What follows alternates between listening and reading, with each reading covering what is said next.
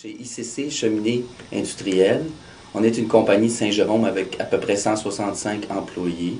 On se trouve à fabriquer des cheminées résidentielles, des cheminées industrielles et on a aussi une ligne de foyer au bois.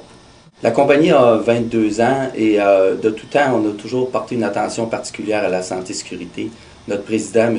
Doug Seigneur, a toujours dit que c'était la priorité, même au-devant de la productivité et de la qualité. Donc, on demande à nos employés, avant tout, quand ils font un nouveau produit, de le faire de façon sécuritaire, ensuite de le faire de la meilleure qualité possible et dernièrement, de devenir plus productif. Donc, notre premier objectif est que ce soit sécuritaire. Donc, c'est pour ça qu'on s'assure d'avoir un comité qui est là, on fait au moins 10 rencontres par année.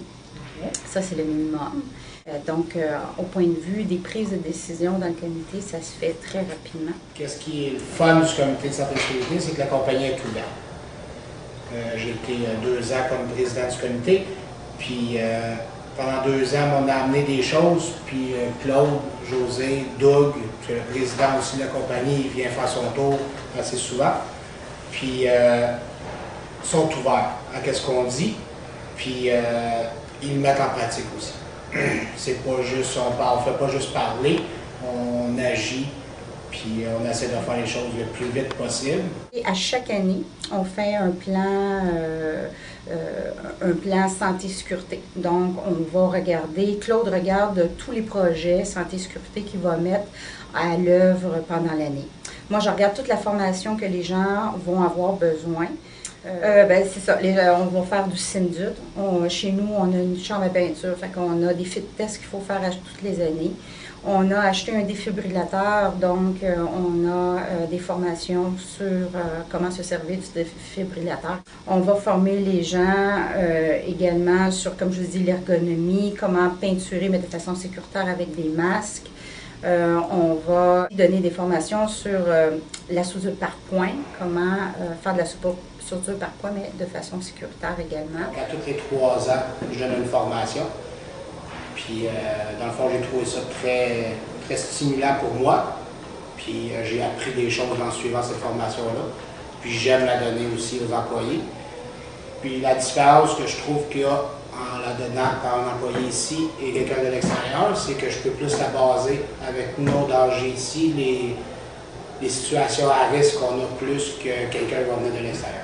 On a travaillé sur un plan de sécurité des machines qui était relié à la santé-sécurité. Puis ce qu'on a fait en fait, c'est qu'on a fait l'analyse de risque de chacune de nos machines. On a travaillé en collaboration avec les contremaîtres, puis différentes personnes clés au niveau du plancher. Puis on a fait l'analyse de risque de chacune des machines pour y déterminer un indice de risque. Suite à ça, on a mis en place un système de plan d'action. Puis avec le plan d'action, on a ciblé les machines qui avaient un indice de risque le plus élevé. On a commencé à travailler sur ces machines-là. On a bien avancé depuis 3 ans sur le plan d'action, puis ça progresse bien. On a sécurisé les dangers qui étaient les plus élevés. Les gardes sur le dessus des bédeurs, qui avaient été conçus il y a 2 ou 3 ans, avec un garde plastifié. Même l'inspecteur de la CSST nous a dit qu'il voulait le montrer à d'autres compagnies, puis l'envoyer à la compagnie mère, parce que des bédeurs, c'est très difficile à protéger.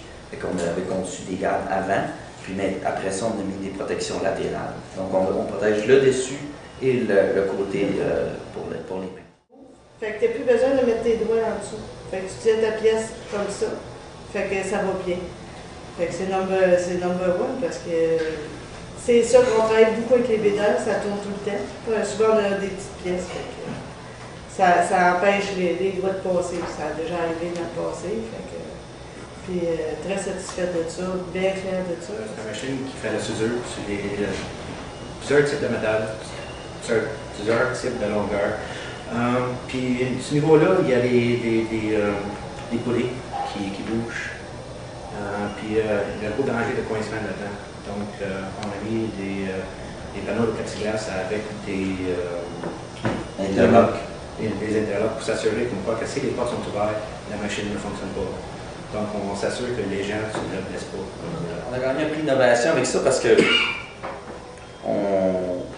avant ça, les gens pouvaient se coincer les doigts.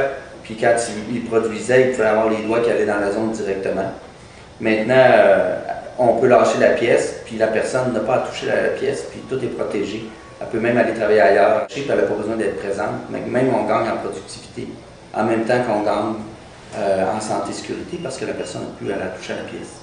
Ben, dans le fond, les ventouses qu'il y a là, dans le fond, c'est pour que la personne n'ait pas obligé de forcer après. Dans le fond, c'est un système à air que quand il vient, il pèse sur les pitons, puis ça aspire la feuille. Puis il l'amène dans le fond sur le laser, il n'y a pas besoin de forcer, puis ils ne sont pas obligés d'être deux.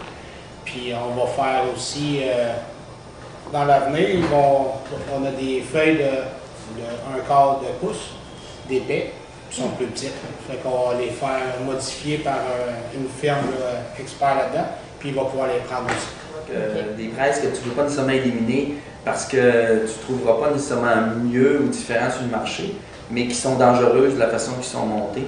Donc, dans ce cas-là, on a demandé à une firme externe de venir nous la sécuriser parce qu'on voulait la garder. Et puis, avec les interlocks, les doubles systèmes de vérification, la protection des roues d'entraînement, et puis le système de sécurité avec le garde à l'avant, on a créé un convoyeur qui fait que tous nos petits trous, tout ce qu'on a à faire, parce que nous, on a beaucoup d'années, on fait des cheminées et puis des accessoires de cheminée. On n'a plus de petits trous à faire sur des petites pièces, mais la plupart de nos pièces maintenant sont faites sur cette machine-là. Donc on dépose des pièces, on glisse le curseur, puis les trous sont percés automatiquement, puis quand ça sort, ils tombent en bas. Fait qu'il n'y a aucun danger, là. On a éliminé complètement les dangers sur des petites pièces, toujours là que c'est plus dangereux. Ça permet de l'employé tel quel d'aller chercher sa propre pièce. La machine est bien sécurisée, il y a un cache par-dessus, puis ça nous aide au niveau de productivité et de storage. de storage. Parce qu'avant ça, toute la manipulation des palettes se faisait par un lift, donc la demande de chauffeur-lift est énorme. Ça nous causait beaucoup de perte de temps, beaucoup d'attente pour produire. On a un centre médical chez nous et le centre médical est là pour plusieurs raisons. La première raison, c'est qu'on veut s'assurer justement, c'est là où est le registre, puis tout le monde qui se blesse, que ce soit une petite coupure, à un accident grave, il doit remplir le registre, à savoir quand est-ce qu'ils sont blessés, puis comment ils sont blessés, pour par la suite, on analyse toutes les blessures, puis on regarde voir comment on peut faire de la prévention. On fait aussi les quasi-accidents, ça va aller là aussi. Puis à ce moment-là, on fait une enquête plus approfondie. Mais ça apporte une autre conscience, je trouve. Là. Ça nous apporte de voir plus les dangers et faire attention. Ça apporte aussi le fait que toutes les hiérarchies au niveau de l'entreprise est impliquées en santé-sécurité. Autant les employés que la haute direction s'impliquent. Puis c'est intéressant de voir que tout le monde est médecin pour que ça soit plus sécuritaire dans l'usine et partout chez les CC.